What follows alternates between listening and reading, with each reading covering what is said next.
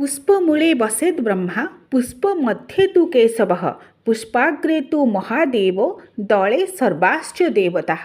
अर्थात पुष्पर मूलरे स्वयं ब्रह्मा, पुष्पर मध्य भागरे स्वयं केशव श्रीमन्नारायण विष्णु एवं पुष्पर अग्रभागरे स्वयं शिव शंभु शंकर देवादिदेव महादेव वास करती एवं पुष्पर दल अर्थात पाखुड़ा मध्यरे सर्वदेवदेवी वास करती बोली विश्वास करा जाए। सेथिपाई पुष्प हेउछि देवतांकर आराधनार योग्य। साधारणतः समस्त प्रकार देव पूजा कार्य गृहर साजसज्जारे विभिन्न प्रकार आमे पुष्प पुष्पर माल्य को लागि करिथाउ। सौकुमार्य सौंदर्य बा सौरभर एक अपूर्व समन्वय हेउछि पुष्प।